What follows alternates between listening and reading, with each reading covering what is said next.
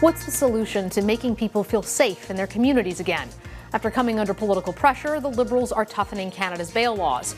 But will it be enough to curb violent crime? I'm Mercedes Stephenson. Welcome to the West Block.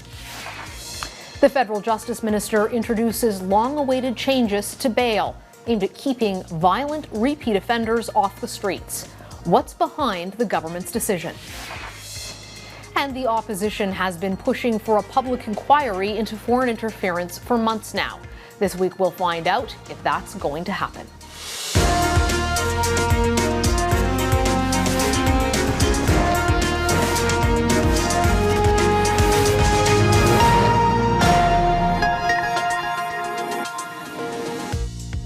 Police chiefs across the country have been sounding the alarm over a recent rise in violent crime. 10 police officers in Canada have been killed since September, a stark increase from the historical average of approximately 3 police officers being killed each year. Officials gathered in Ottawa last week to pay their respects to the most recent officer killed in the line of duty, OPP Sergeant Eric Mueller. Violent attacks on public transit have also increased since the pandemic, according to police, leaving many Canadians concerned about the safety of their communities. Conservative leader Pierre Poilievre says the Liberals have been soft on crime at the cost of Canadian safety. Justin Trudeau's catch and release bail system that he passed in Bill C-75 with the help of the NDP has unleashed a wave of violent crime across the country. After pressure from the provinces and the police, the federal government has introduced new bail reform changes aimed at cracking down on repeat violent offenders. Joining me now to talk about this is Justice Minister David Lametti. Minister Lametti, nice to see you. Pleased to be here. Thank you. Minister, you see the opposition blaming your government for the rise in violent crime, and it is factually accurate. There has been a significant rise in violent crime since the Liberal government came into power. Do you believe that some of the policies you've introduced bear some responsibility, and that you as a government bear some responsibility for that rise in violent crime? No, not at all. I mean, crime policy, criminal justice policy doesn't devolve down to a simple, silly slogan, as Mr. Poilievre seems to want to lead people to believe. First of all, the statistics are not as clear as he claims they are. There has been a general decrease over the last 20 years in crime. There has been a spate of killing of police officers recently, as you pointed out in your introduction, and that is true. My sympathies go out to the families of police officers, but also to law enforcement officers generally. We know they have a tough job, and so that's what we're trying to do today, is attack the problem of repeat violent offenders. But this is a complex problem. It goes to a number of different factors in society coming out of a very unprecedented pandemic, which brought fault lines of mental health and other challenges to the fore. And so we're dealing with all of that. The changes that were made, that we have made, have, we think, improved the criminal justice system, allowing us to concentrate, quite frankly, on more serious crimes, as opposed to wasting time and resources on people who should not be incarcerated. I mean, statistically, there has been an increase in violent crime since your government came into power, and I hear you on there being multiple factors that feed into why violent crime rises.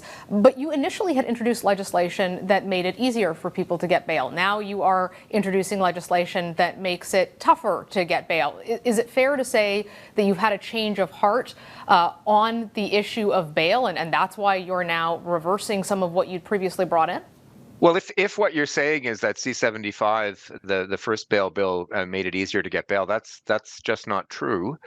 We actually made it harder to get bail for intimate partner violence. We reversed the onus in part in those kinds of offenses. We've expanded on that in this bill. And C-75 incorporated a number of fundamental principles of Canadian bail law that were articulated by the Supreme Court of Canada, but have long been a part of our bail system. The people in Bill C-75, the parts of Bill C-75 where it made it easier to get bail were not for violent offenses. They were for administration of justice offenses, like missing a bail hearing and that kind of thing. So it is a very inaccurate characterization from the Conservative Party in particular to say that C-75 made it easier to get bail in but Canada. It's not just the Conservatives who characterized it that way. It was the provinces and police forces as well. Are they wrong? Again, I dispute that characterization. That being said, I have worked very carefully with provinces and police associations over the last number of months to target something that they did feel hadn't been addressed in Canadian bail law, which was the challenge of repeat violent offenders. We've done just that, working with the provinces. We started back in October of last year, working with the provinces when the NDP government in British Columbia raised it at a federal, provincial, territorial justice ministers meeting. Obviously, that process accelerated to some extent after the tragic killing of Constable Pirshala in southwestern Ontario. And we have worked diligently at a political level and at a technical level to bring forth these changes, listening to police associations in a very targeted way, very targeted problem, violent repeat offenders with weapons. And that's precisely what we've done here. Why doesn't change Bill C-75, though. Nothing there changes. Why is it that when you chose how to characterize violent offenders, you limited it to violent offenders who were using weapons and not just violence with their hands, with something else? Well, there is a general provision on violence we have added to this bill, which says that the judge or the justice of the peace who determines bail has to take a history of violence into account as a general matter, as well as communities, the feelings of communities. So we've asked judges and justices of the peace to turn their minds to that as a general matter, and that's in this piece of legislation as well, so that we know that at least they have considered that in their reasons for decision. What we've added are reverse onuses on something specifically targeted by provinces and territories, by justice ministers, and by the police as being problematic. There has been a perception or a spate of violence with weapons, knives, for example, out west, bear spray, but also just repeat offenders with weapons generally. And we've targeted both of those things in this set of reforms. A number of criminal defense attorneys have questioned whether they think that this bill you've introduced will stand up to a challenge, to the scrutiny. Under our charter, you have a right to have bail when you are charged, because you're not convicted, you've still been charged, and that you cannot be held without just cause. They're saying that you may not be able to meet the just cause criteria, that you are still presumed to be innocent until you're proven guilty at the point of a charge. Are you confident that this can stand up to a challenge, that this will not be found to be unconstitutional? I'm very confident. Obviously, the charter is front of mind for me. Nobody will confuse me with Pierre Poilievre when it comes to respecting the charter. So we worked within that tight space that of charter passability or muster, if you will, has to pass muster under the charter. We think we've done that. We think we've done that by targeting very specific circumstances where we will reverse the onus. So it's absolutely right for criminal defense lawyers, and I agree with them, to say that you have a right to bail, presumptive right to bail. It's a charter right. It's a long-standing right because you are innocent until proven guilty. Here, the just cause will be linked to the very specific challenge, which is repeat violent offenders with weapons, or offenses with firearms, both of which we feel meet the standard of just cause, not to deny bail, but to put the burden on the person to show that they will not be, given these past accusations, they will not be someone who undermines public safety were we to put them out on bail. So there is still a possibility of bail, and we feel that in this very narrow band of people. Remember, this is not many people. We've been told again and again and again by provinces and police forces that it is a small group of people who are repeatedly offending in a violent manner. That's what we're targeting. And so because it's narrow, we feel we pass muster under the charter. The other question that some criminal defense attorneys have raised and some activists is that they're concerned this could target people who are already marginalized in the justice system, like Indigenous offenders, disproportionately. Do you share that concern? I definitely share that concern. That's certainly one of my overarching priorities as Justice Minister, and I've brought forward legislation to attack the overrepresentation of Indigenous, Black, and other racialized peoples in the criminal justice system. I'm currently working on, with Indigenous leadership, with Black leadership across Canada, both an Indigenous justice strategy and a Black justice strategy to attack systemic discrimination in our system. Again, the answer is the same as it was under the constitutional question, which is by keeping this narrow, by keeping this to a very small number of offenders who, once again, are accused or of repeat violent offenses with weapons, that we minimize the potential impact that this might have on overrepresentation or on just discrimination generally against vulnerable groups. Minister Lametti, thank you for joining us today. It's been a pleasure. Thank you. Up next, will he or won't he call for a public inquiry into foreign interference? We'll find out on Tuesday what David Johnston recommends. If he says nothing to worry about here, he's sunk.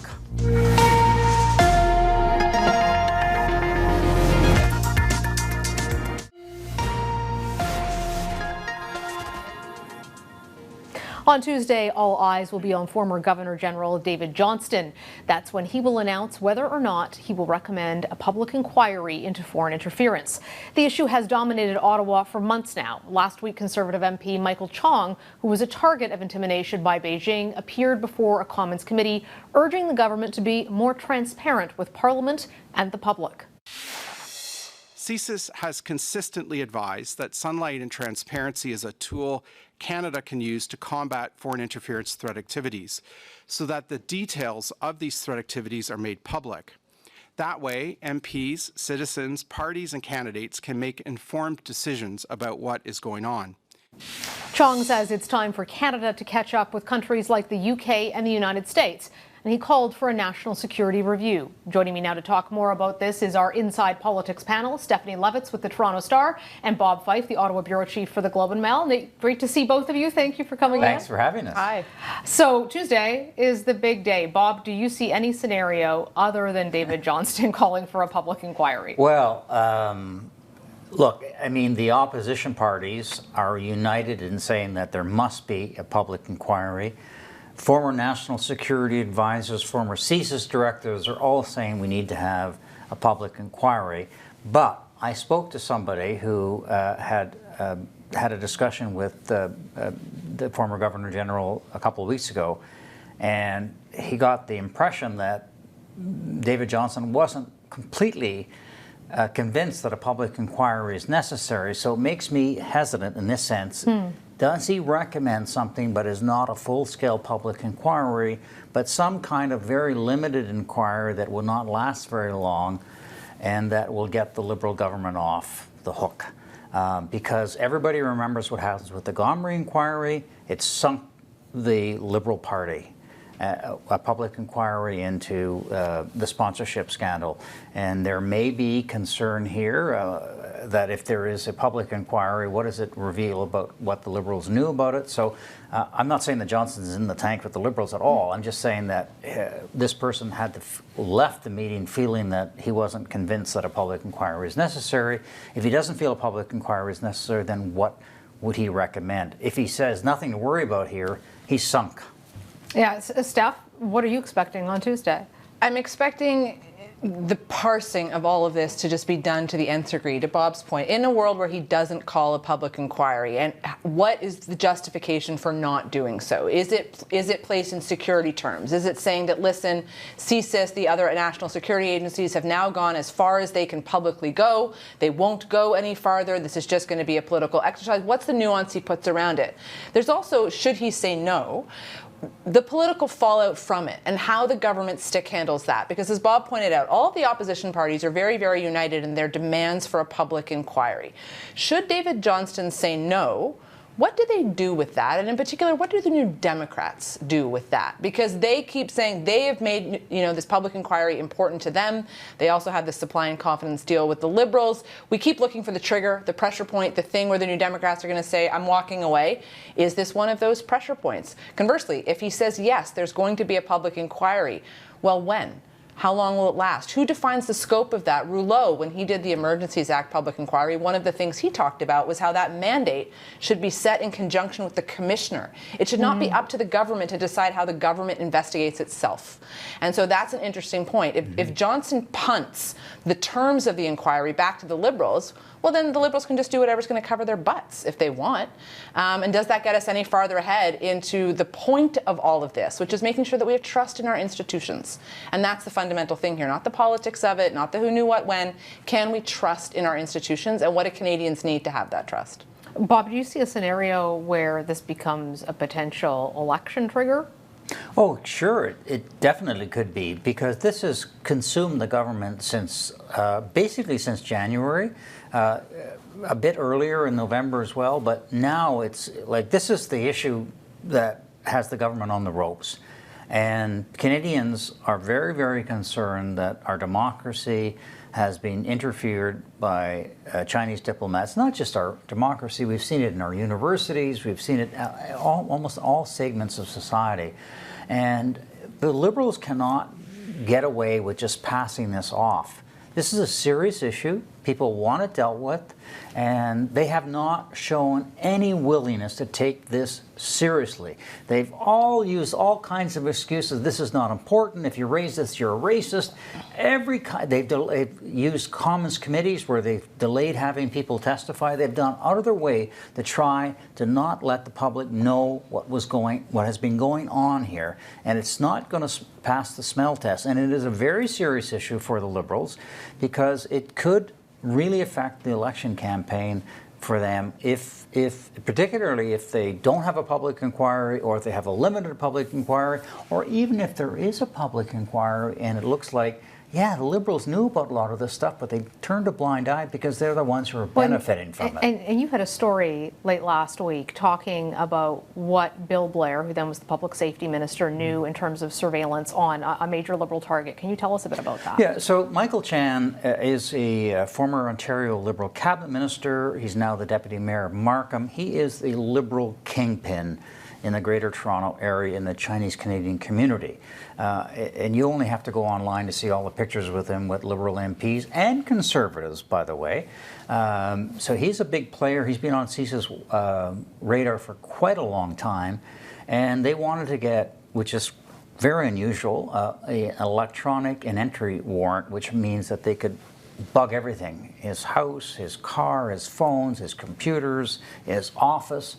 And CISA wanted to do this before the election, according to a national security source, and Bill Blair delayed this approval before it went to a judge. He's the final person who must sign off before it goes to a judge for approval.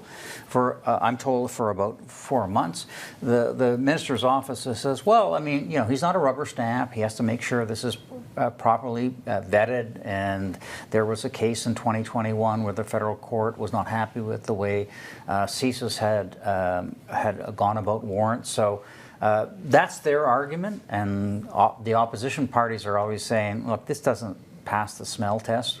This was a very important Liberal Party kingpin, player, power broker, and you were delaying it for 4 months. So that's another indication that this government has not taken Chinese interference in Canadian politics very seriously. Steph, why do you think they're still going with the strategy they have, which is that it's the drip, drip, drip, things keep coming out, that everything is reflexive, it's knee-jerk, it's responsive, they're not getting ahead of anything, they're not being transparent.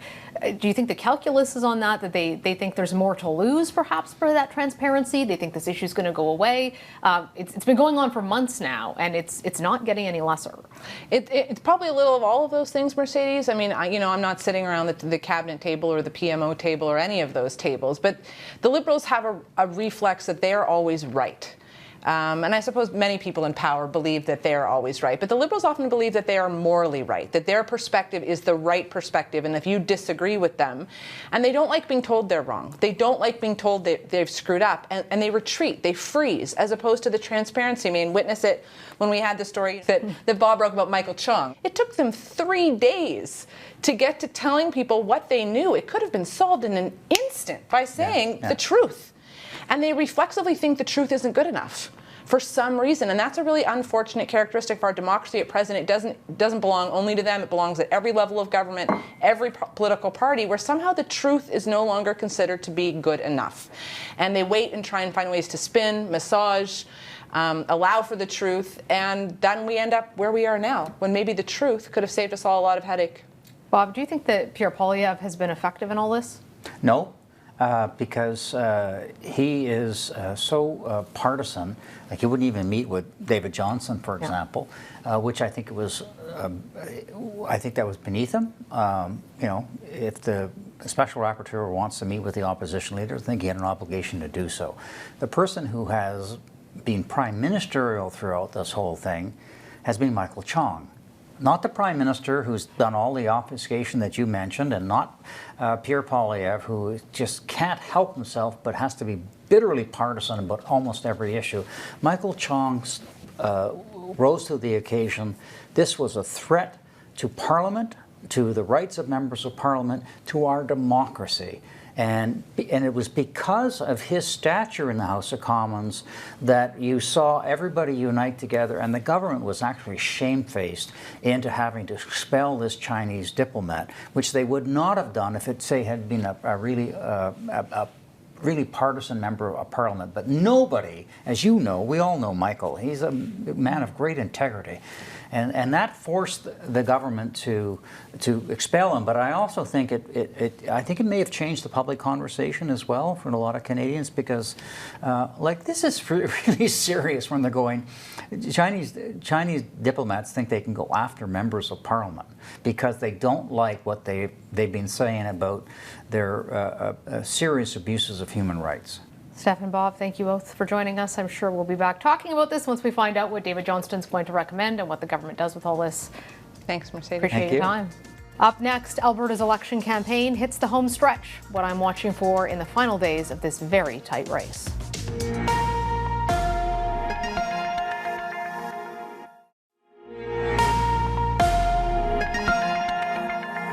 And now for one last thing. We're headed into the final week of the Alberta election campaign, and the race between NDP leader Rachel Notley and UCP leader Danielle Smith is still incredibly tight. The two leaders duked it out last week at a debate. Do you really want to talk about our candidates and our MLAs? Well, like, seriously, I do not think you're going to win that one. There was a few fiery exchanges over which leader had the worst track record as premier. Now, the reason she does that is she doesn't want to run on her record. And the reason she doesn't want to run on her record is it was an absolute disaster. I've been in office since 2008. I have never actually breached the conflict of interest legislation. Ms. Smith cannot say the same. But ultimately, there was no clear winner. At this point, it's still very much anyone's game, and politicos say the next premier will likely be decided by voters in Calgary, some of whom are soft UCP supporters but could be convinced to swing orange. I'll be back home next week in Calgary covering the final days of the campaign. Until then, that's our show for this week. Thanks for hanging out with us, and we'll see you next Sunday from Alberta.